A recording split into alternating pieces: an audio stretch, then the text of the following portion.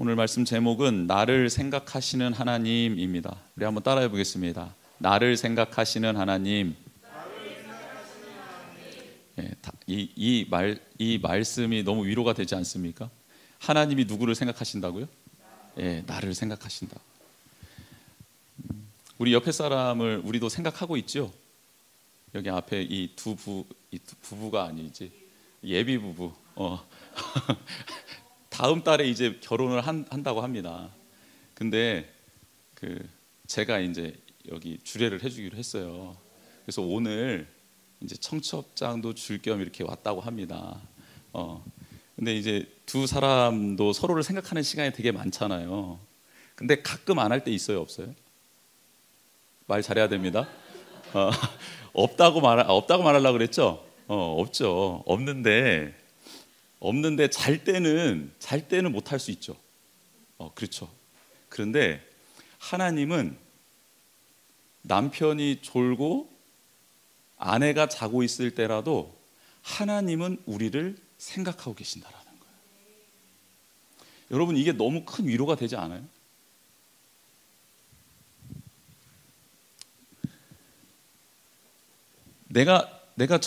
우리가 저희 아이들을, 자녀들을 너무 사랑하잖아요. 손주들은 더 사랑하죠. 예. 아들, 딸 사진 금방 바뀌더라고요. 손주 태어나면 그걸로 메인이 다 바뀌더라고요. 근데 이해가 돼요. 이해가 될 것 같아요. 그런데 그렇게 사랑하고 애지중지하는 손주들도 가끔 생각 안 날 때가 있어요, 없어요? 있죠. 그런데 그 손주들을 누가 생각하신다고요? 하나님께서 생각하신다. 제가 목자로서 하나님이 교회에 세우셨는데 제가 여러분들을 위해서 늘 기도하지만 제 생각에서 잠깐 떠날 때도 있어요. 제가 어떻게 합니까? 근데 그거 어떻게 쫓아다녀요, 여러분들을? 못하죠. 그런데 나를 부르시고 저를 부르시고 여러분들을 부르신 그 하나님이 여러분들을 계속 생각하신다는 거예요. 이걸로 설교 끝냈으면 좋겠네요. 여러분, 이 감격으로 십자가 앞에서 찬양을 하고 하나님께 영광을 돌리고 그분의 임재 가운데로 들어갈 수 있으면 이건 진짜예요. 나를 생각하신다라는, 나를 생각해 주신다라는 거, 이거 하나가 감격이 되고 은혜가 되고, 이게 어찌할 수 없는 감격으로 그 십자가 앞에 머무르게 된다면 능히 이 세상에 감당하지 못하는 인생이 되는 거예요. 자녀들을 축복할 때도 나는 너를 돌봐줄 수 없을 때가 온다. 나는 너와 함께 할 수 없을 때가 온다. 그러나 살아계신 하나님이, 자기 아들 예수 그리스도를 주신 그 하나님이 너를 지금부터 영원까지 생각하시고 또 생각하시고 또 생각하신다. 이것을 그 아이들에게 심어줄 수만 있다면 그 아이들은 이 세상이 감당치 못하는 인생이 될 줄 믿습니다. 정말 사랑하는 이에게 계속해서 되뇌어야 될 것은 그거예요. 하나님이 당신을 생각하고 있어요. 당신을 사랑하고 있어요. 오늘 이 시편을 기록한 다윗은 지금 전쟁 중입니다. 전쟁 중에 간구하는 거예요. 무슨 기도를 하냐면 후대가 반드시 기억해야 될 내용을 가지고 기도를 합니다. 나만 전쟁을 치르는 게 아니라 나의 후손들도 계속해서 반복적으로 전쟁을 치르게 될 텐데, 그 전쟁을 치를 때마다, 그 자리에 나갈 때마다 반드시 이것은 기억해야 된다라고 하며 자신도 고백을 하고 자기의 후손들도 기억하라라는 기도문, 하나님을 향한 내용, 간절한 소망이 오늘 시편 144편입니다. 여러분, 오늘 우리도 전쟁 같은 한 해를 보냈죠. 가정에서부터 시작되고 직장에서, 그리고 세상에서 만나는 많은 관계들 속에서 전쟁을 치렀습니다. 여러분, 지금 혹시 여러분 마음 가운데 감사와 기쁨이 가득하신가요?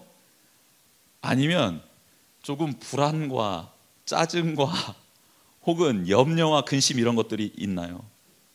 감사와 기쁨이 사라졌다라는 것은 여러분 이미 전쟁을 치르고 왔다라는 뜻입니다.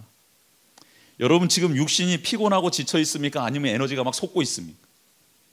피곤하고 지쳤다라는 것은 이미 육체적으로도 전쟁을 다 치렀다라는 겁니다. 그런데 더 중요한 전쟁을 치르고 오셨어요. 그게 바로 영적인 전쟁입니다.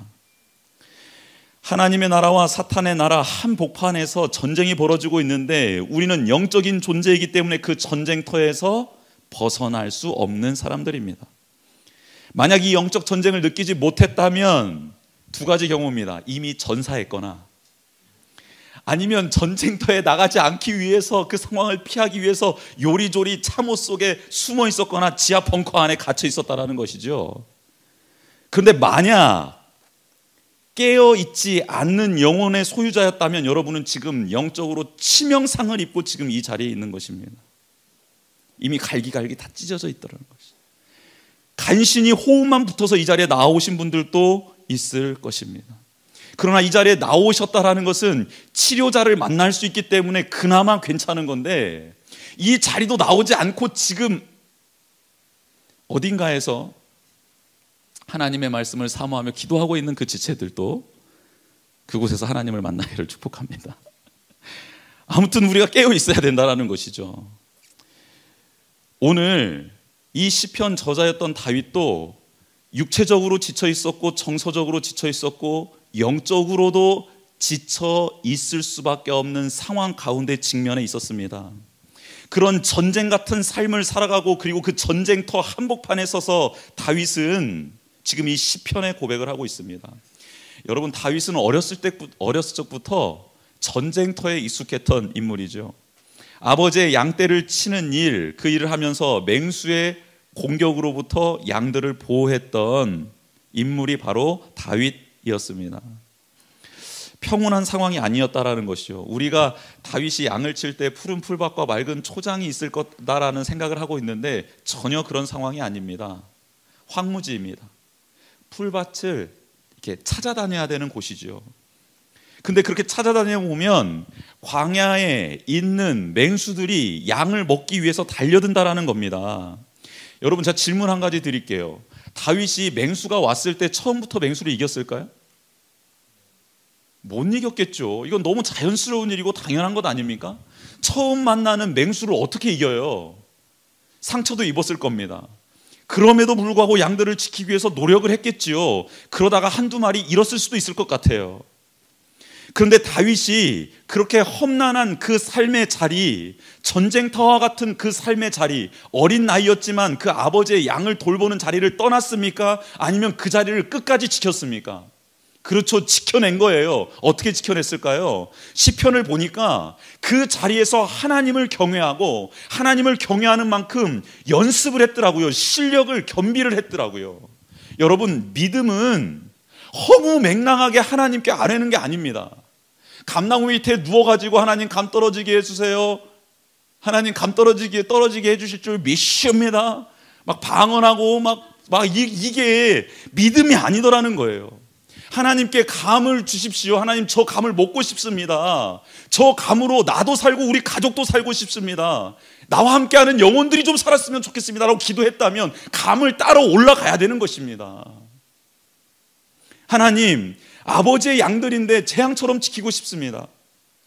이 양도 지키지 못하면 어떻게 제가 나중에 결혼을 해서 저의 가정을 지킬 것이며 혹 하나님이 내게 맡겨주신 공동체를 지킬 수 있겠습니까? 하나님 제가 싸울 수 있도록 좀 도와주세요 하면서 물매 던지는 훈련을 열심히 했고 결과 맹수들을 물리칠 수 있었다는 겁니다.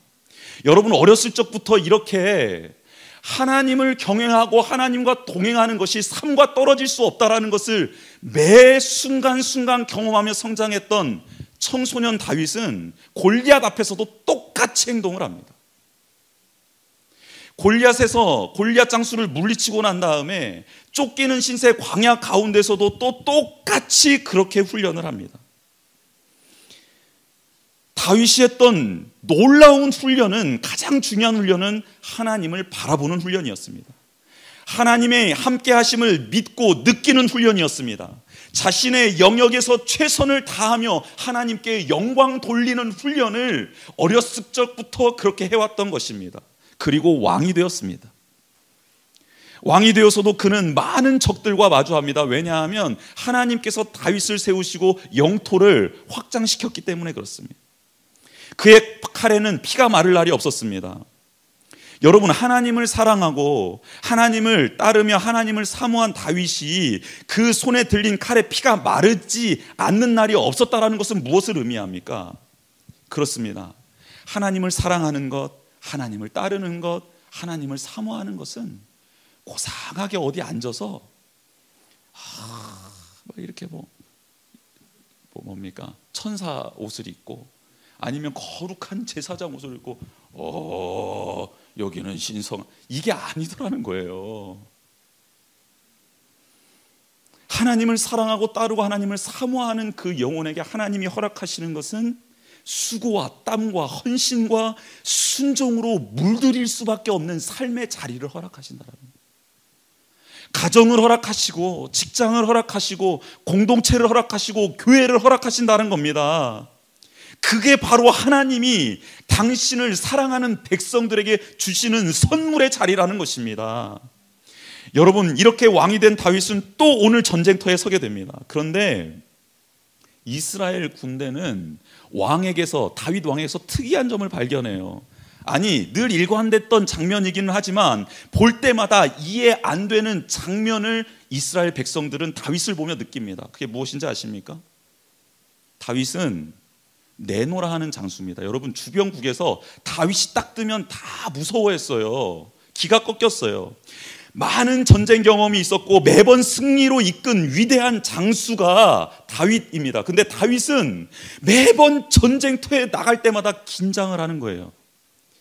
어린아이와 같이 하나님을 찾는 겁니다. 나를 따르라 외치면서 돌진해도 됩니다. 그런데 매번 전쟁터에 설 때마다 아무것도 할 수 없는 어린아이처럼 벌벌벌 떨면서 전쟁터에 한 번도 나가보지 않은 초년병들처럼 그렇게 긴장하는 거예요. 백성들이, 군인들이, 그를 따르던 무리들이 다윗을 봅니다. 왜 다윗은, 우리 왕은, 저 장수는 위대한데 왜 이렇게 전쟁터에 올 때마다 벌벌벌 떨면서 왜 이렇게 하나님께 도와달라고 하는가? 여러분, 병사들이 너무 신기했던 거예요. 여러분, 다윗은 위대한 점이 참으로 많습니다. 오죽했으면 하나님께서 다윗 보고 너는 내 마음에 합한 자, 내 마음에 쏙 드는 자다라고 말을 했겠습니까? 그런데 그가 가장 위대한 이유는 바로 그렇게 익숙했던 전쟁터지만 그 전쟁터에서 매번 하나님을 어린 아이와 같이 찾고 의지하고 도움을 구했다라는 겁니다. 우리 1절 말씀 같이 한번 읽어보겠습니다. 1절 말씀 다시 한번 읽어보겠습니다. 시작. 나의 반석이신 여호와를 찬송하리로다.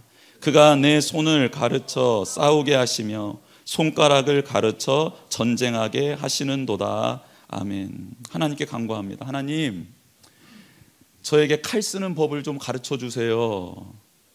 활 쏘는 법을 좀 가르쳐 주세요. 제게 방패가 좀 되어 주십시오. 피난처가 되어 주셔서 저를 좀 보호해 주십시오 라고 기도하는 겁니다. 여러분, 이게 도대체 무슨 말입니까? 다윗이 할 만한 기도입니까 이게? 다윗은요, 칼 다루는데 최고의 기술을 가진 자입니다. 활 쏘는 거에 능한 자예요. 여러분, 방패 하나로, 여러분 방패가 없을 때에도 사울이 던진 그 창을 피했어요, 안 피했어요?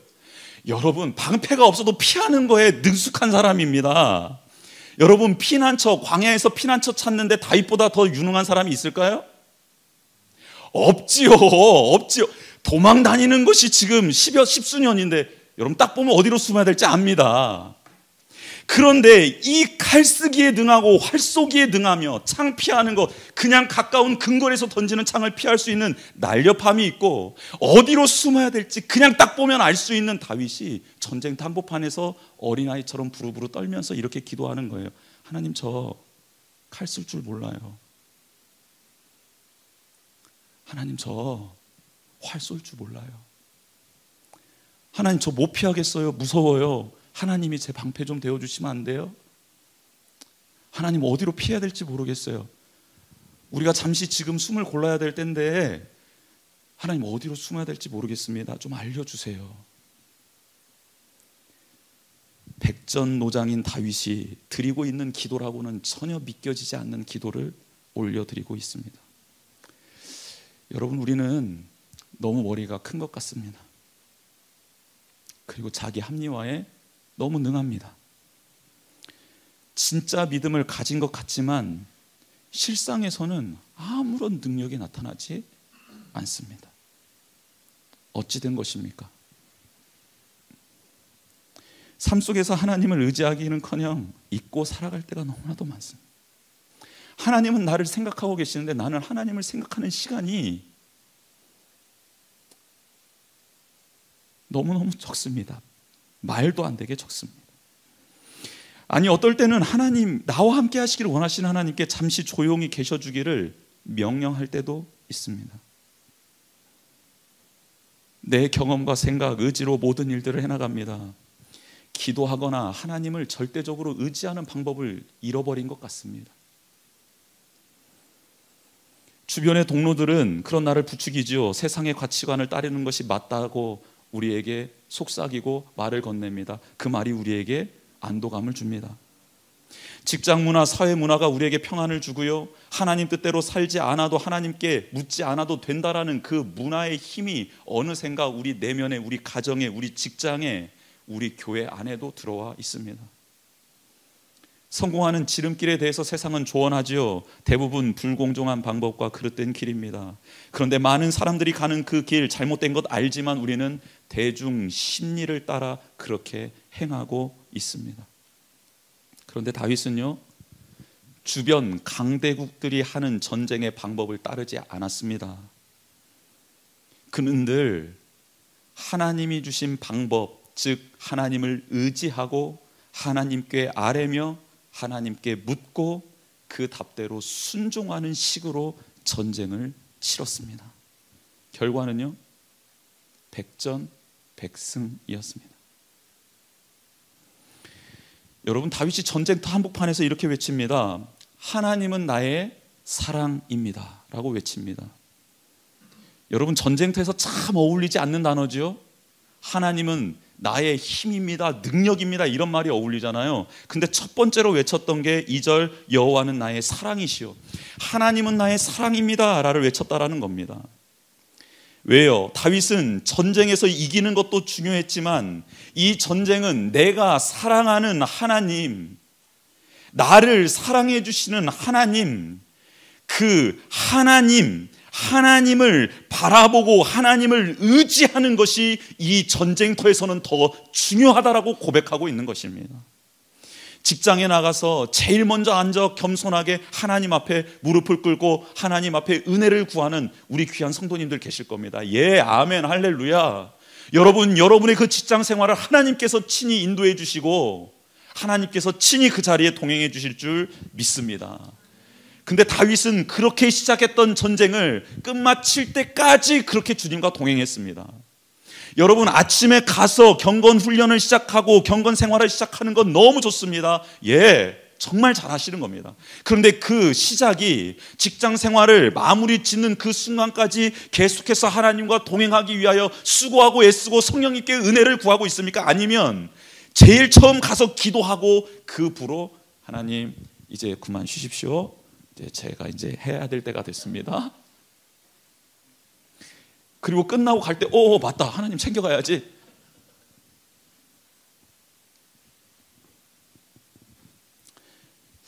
여러분, 어떻게 다윗은 이렇게 할 수 있었을까요? 다윗은요, 자신이 어떤 존재인지를 알았기 때문입니다. 겉으로 보기에는 한 나라의 위대한 왕이었어요. 지도자였어요. 능한 장수였습니다. 그러나 그는 알고 있었어요. 나의 실상은 한번 내쉰 이 숨을 다시 들이키지 못하면 죽을 수밖에 없는 아무것도 아닌 존재라는 것을 알고 있었습니다. 우리 4절 말씀을 한번 읽어볼까요? 4절 시작. 사람은 헛것 같고 그의 날은 지나가는 그림자 같은 아이다. 아멘. 여기서 헛되다라는 히브리어는 숨, 호흡을 뜻하고 있습니다. 참으로 의미 있는 단어입니다. 솔로몬이 전도서에서 헛되고 헛되며 헛되고 헛되니 모든 것이 헛되도다라고 했던 이 헛되다라는 것이 우리의 숨, 호흡이랑 똑같은 단어입니다. 솔로몬도 알고 있었던 이 사실을 그의 아버지였던 다윗도 이미 그 진리를 깨달았다라는 겁니다. 사람이 숨을 쉬다, 숨을 졌다라는 것은 호흡의 이 기운이, 이 숨이 졌다, 멈췄다라고 말할 때 숨지다라는 표현을 쓰는 겁니다. 여러분, 한번 이렇게 숨을 한번 내쉬어보십시오. 시작. 이렇게 하고 들이쉬지 못하잖아요. 그러면 우리는 죽는 겁니다. 그런데 여러분, 한번 제가 묻겠습니다. 여러분, 이 호흡을 스스로 여러분이 컨트롤할 수 있습니까? 나 숨 참아봐야지 하고 끝까지 참을 수 있어요? 숨 쉬어야지 하면서 끝까지, 죽을 때까지 숨 쉬어야지, 이렇게 들이마셔야지 하면서 이렇게 하고 영원토록 살 수 있어요? 여러분, 숨 하나를 컨트롤할 수 없는 게 우리입니다. 다윗을 알고 있었던 거예요. 내 호흡 하나도 컨트롤할 수 없는 이 존재가 어떻게 전쟁을 치를 것이며 사람을 통솔할 것이며 자녀를 기르고 양육할 것이며 재물을 관리할 수 있겠습니까? 다윗은 알고 있었습니다. 그런데 그런 미천하고 아무것도 아닌 자신을 생각해 주시고 찾아와 주시고 함께 해 주시는 그 하나님의 사랑이 너무 귀하고 너무 좋았고 너무 소중했던 것입니다. 그래서 하나님을 사모했습니다. 그분 외에는 다른 것을 바라보지 않기로 작정했던 것입니다. 여러분, 사랑을 깨달은 자, 그는 자신이 누구인지를 알고 그 하나님이 어떤 분인지를 알게 되었다라는 것입니다. 영적으로 깨달음이 있었던 다윗은 삶이 달라져 버렸습니다. 생사의 갈림길이 수도 없이 펼쳐지는 전쟁터에서 이 전쟁보다 더 소중한 것은 지금 이 순간에도 나를 생각하시고 나를 사랑하시는 그 여호와 하나님과 관계 맺는 것이, 그분과 동행하는 것이 더 중요하다라고 고백하면서 전쟁터 한복판에서 기도의 첫 소절이 하나님, 내가 하나님을 사랑합니다. 관계적인 기도로 그 포문을 열더라는 겁니다.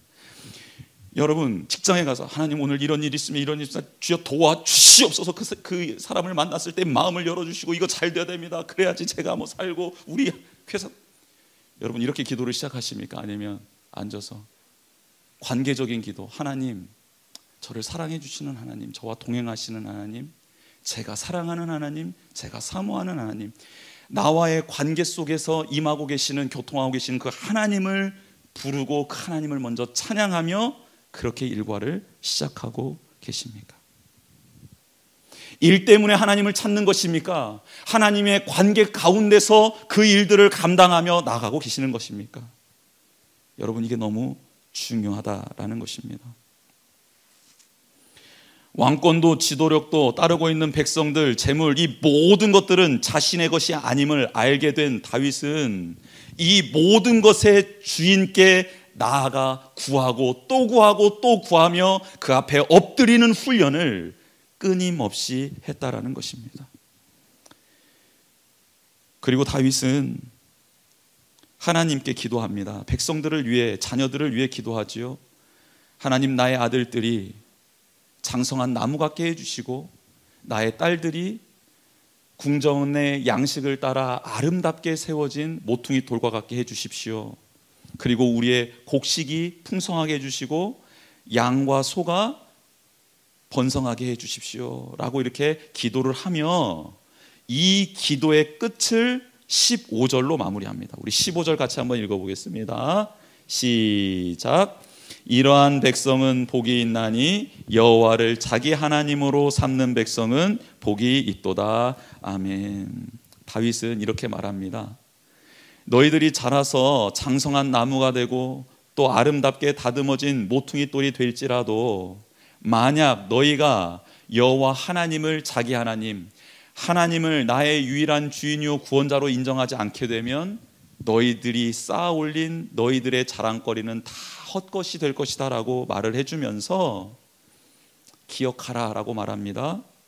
너희들이 꼭 기억해야 될 것이 있는데 여호와를 너의 하나님으로 모시며 평생을 살거라 라고 축복합니다.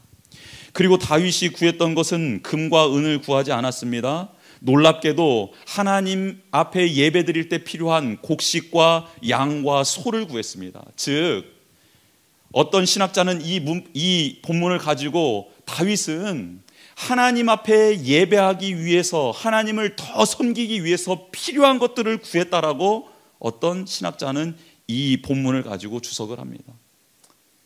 여러분 놀랍죠? 하나님께 예배드리기 위해서 필요한 것들이 더 풍성해지기를 간구했고, 그런데 그 간구를 들으시는 하나님은 그것 플러스 다윗에게 필요한 모든 것들을 채워 주셨다라는 겁니다. 여러분 아시죠? 솔로몬이 성전을 건축할 때 그 건축할 자재들은 누가 준비했습니까? 다윗이 다 준비했습니다. 한창 때, 전쟁 중일 때 이렇게 믿음의 고백을 했던 다윗은 그러면 죽을 때 어떤 고백을 했을까요?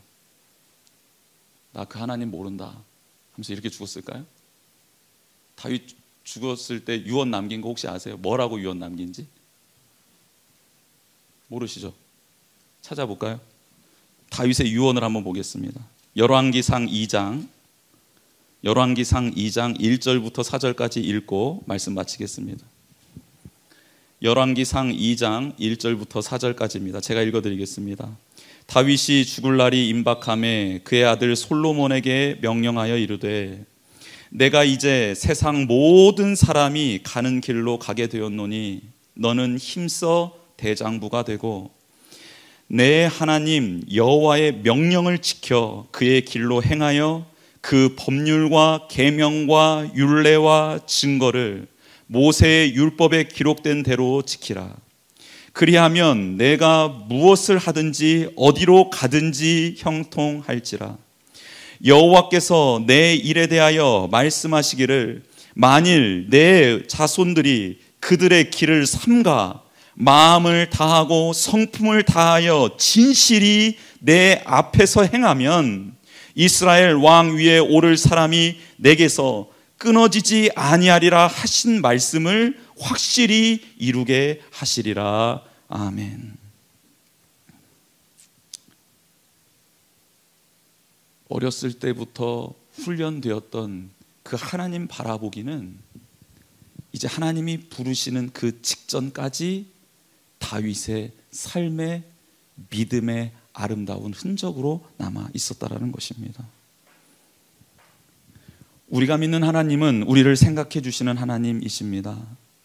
그 하나님을 믿고 신뢰하며 사랑하는 삶을 살아가는 우리 모두가 되기를 주님의 이름으로 축복합니다.